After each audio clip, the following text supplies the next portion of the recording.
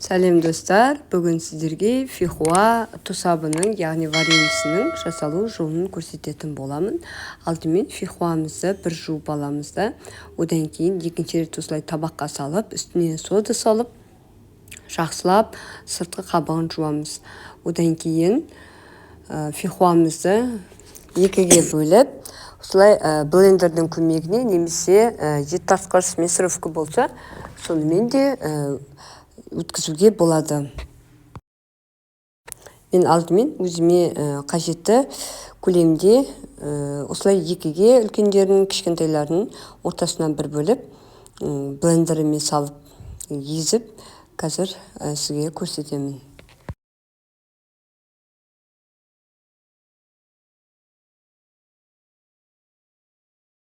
Достар, фихуа жемісінің бойында С витамині, ақуыз, көмірсу, кальций, натрий және калий витаминдеріне және де басқа да витамин түрлері бойында көп кездеседі.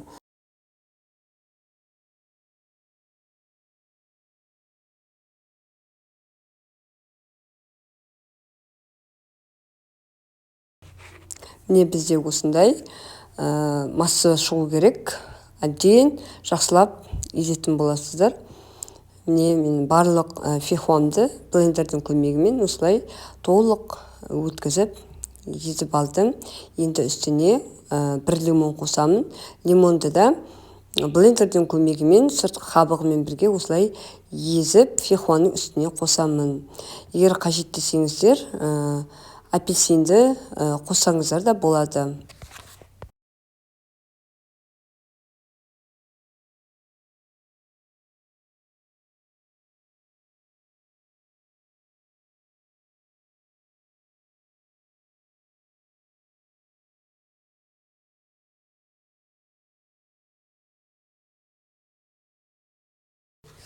Енді үстіне бірге бір шекер қосатын боламыз.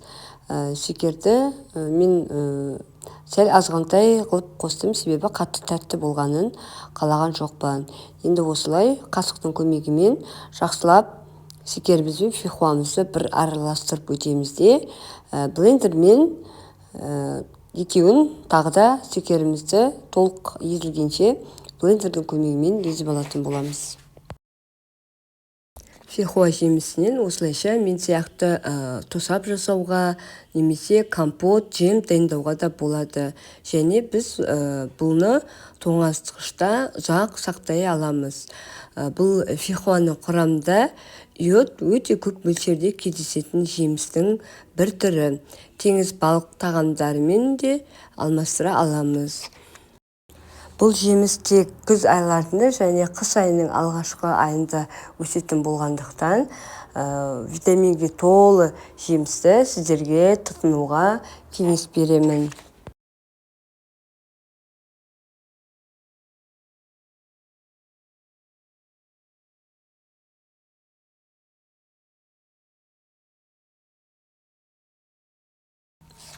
Міне біздің фихуамыз осылай әдемі болып езіліп дайын болып қалды.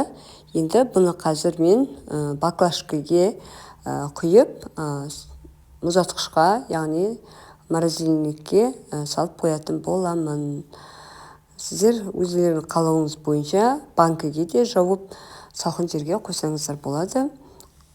Қыста адамға ең қажетті бойында витаминге толы әдемі тосап шығатын болады. Мен осылай воронканың көмегімен баклажкаларыме бөліп салып аламын.